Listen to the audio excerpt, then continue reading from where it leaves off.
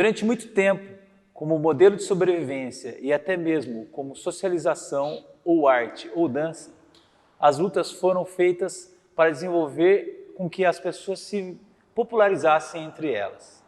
Modelos de lutas orientais, como Kung Fu, Judô, Muay Thai, entre outros, se popularizaram muito pelo cinema e pelas suas atuações de exibição em circos ou em festivais. Lutas ocidentais, como a capoeira ou boxe, popularizaram-se ainda mais devido aos grandes filmes norte-americanos ou até mesmo através das danças festivas nacionais. Com o passar do tempo, o esporte se tornou cada vez mais importante na vida das pessoas, como forma de defesa ou até mesmo como uma atividade física. Pela diversidade esportiva e pelo público, notou-se a importância de profissionalizar essas artes marciais. Hoje, teremos a participação do nosso querido Rubens Ricardo Maciel Correia, o nosso querido Ricardo Mirrado, professor de lutas aqui do nosso município de Avaré e de toda a região. Ele, que é dono da Strike Force, da Strike Thai, perdão, e ex-lutador de MMA, não sei se ainda está atuando ou não. Está atuando ainda, Ricardo? Ainda pretendo atuar, mas estou aposentado por enquanto. Eu aposentei ele antes de terminar, desculpe.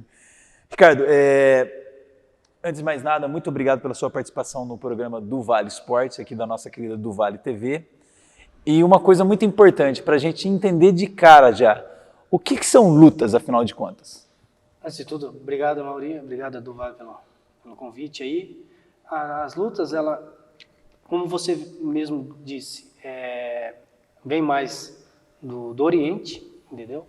Não só como atividades, não era esportivo, mas era treinamento militar para combate, e ao longo do tempo ela foi vindo mais para o lado do esporte, e assim agora, colocando as regras, se tornou essa potência que é hoje. Quando a gente pensa em lutas, vem na cabeça sempre os grandes festivais, né? Lá nos anos 80, a gente pensa no boxe, que popularizou, nos filmes norte-americanos, que popularizaram, como Bruce Lee e outros grandes lutadores que apareceram em filmes americanos. Mas hoje se fala muito da palavra MMA. Para eu chegar a lutar MMA, o que eu devo aprender antes?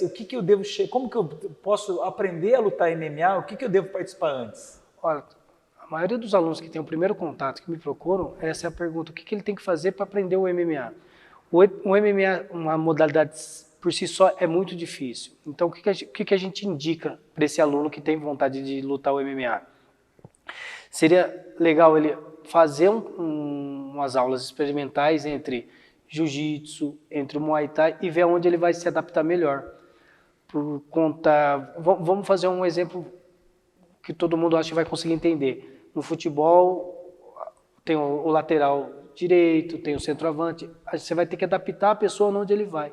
E na luta é a mesma coisa, porque tem os atletas que gostam mais da luta do solo, que é o combate no solo, e tem aqueles atletas que preferem a luta em pé, que engloba Muay Thai, boxe, kickbox, capoeira, entre outros.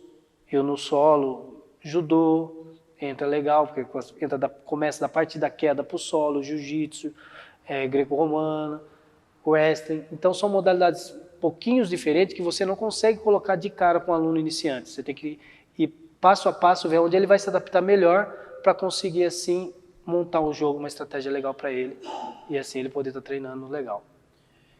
Ricardo, o que a gente nota é o seguinte, que é muito popular no Brasil, principalmente a modalidade de jiu-jitsu, porque eu lembro ali nos anos 80 praticamente, o Gracie, né, que deu uma popularizada, o Rickson, eu não posso ter errado o nome. Uma lenda, isso mesmo.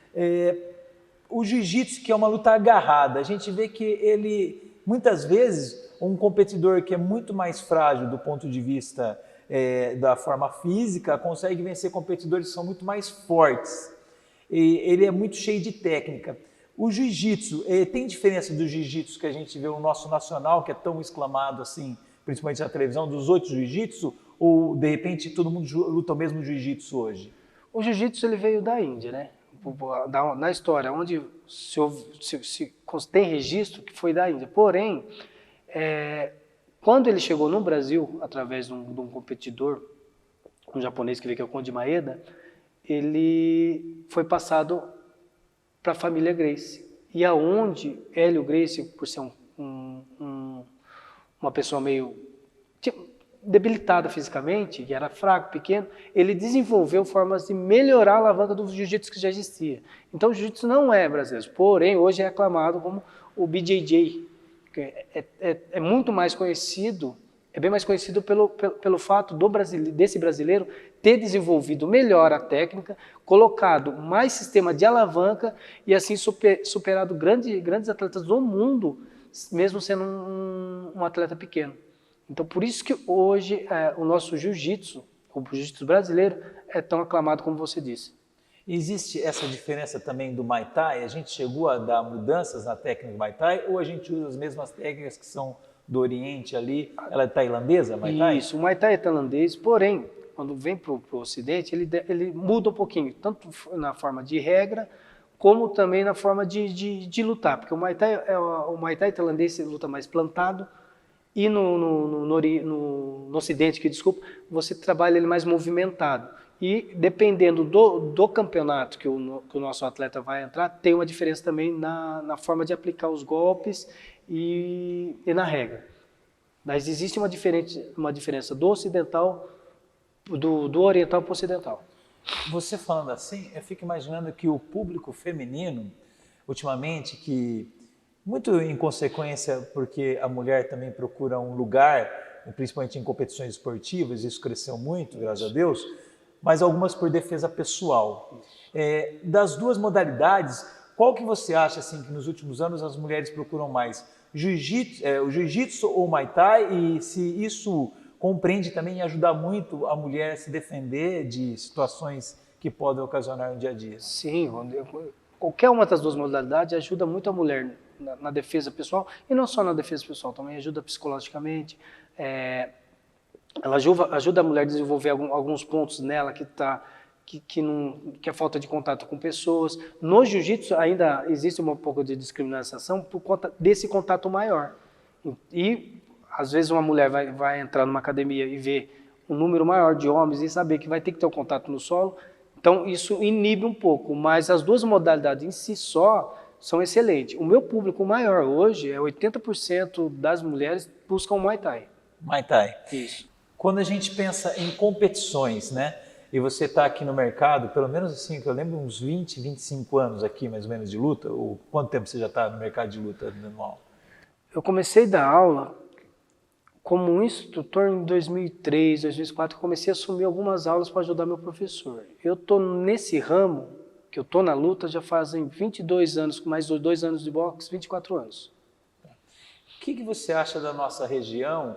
Porque eu vejo que isso envolve também, eu estou falando Avaré, Botucatu, Areiópolis, cidades da nossa macro-região, muitos medalhistas, principalmente em jiu-jitsu e Muay Thai, em competições de luta simples, né, individual, nessa modalidade específica, e também quando eu penso em MMA, que a gente vê alguns nomes, que nem a Bartira, que é aqui de Avaré, né, sim. que chegou no MMA aí, está muito bem, a Cláudia também. Claudinha.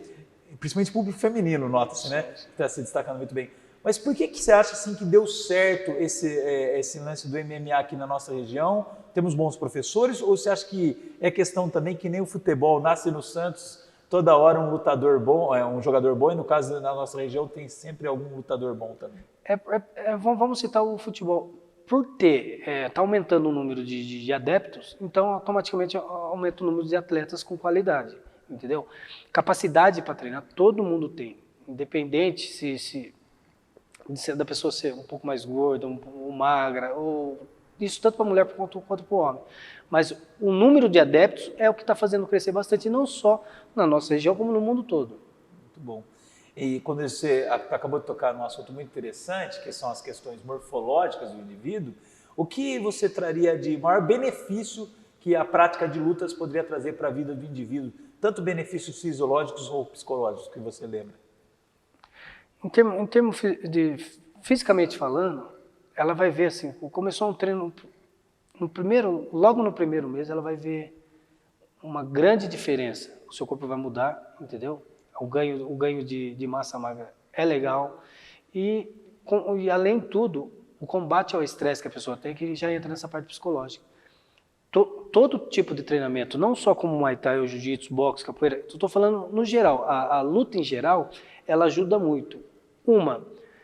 É um esporte individual, depende de você para treinar? Sim. Mas se eu não tiver um parceiro de treino, se eu não socializar com uma pessoa e se eu não tentar interagir com outras pessoas, eu não consigo evoluir.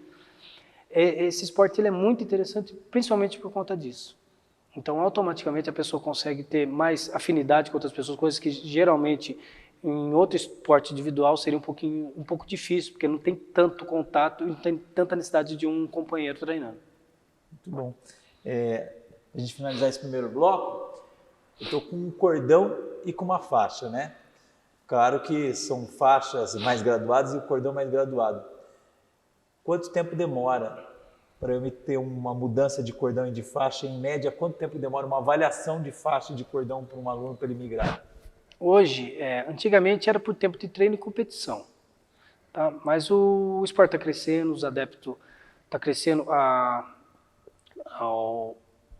o que a pessoa procura dentro do tatame também são outras. Por exemplo, 90%, não vou falar até um pouquinho mais alto, 98% das pessoas que procuram hoje a academia, eles não querem ir para a competição, mas eles querem aprender uma arte marcial com qualidade e também querem evoluir, que eu acho que é direito de todos.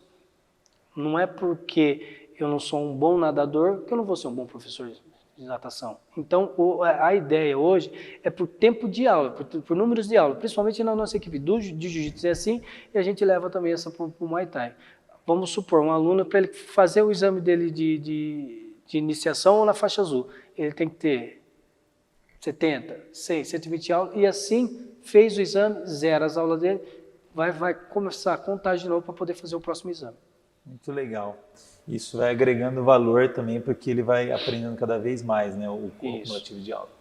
A gente vai encerrar o nosso primeiro bloco aqui, um breve intervalo, e voltamos a seguir com o segundo bloco, um pouquinho mais do Ricardo Mirrado, lutas para vocês.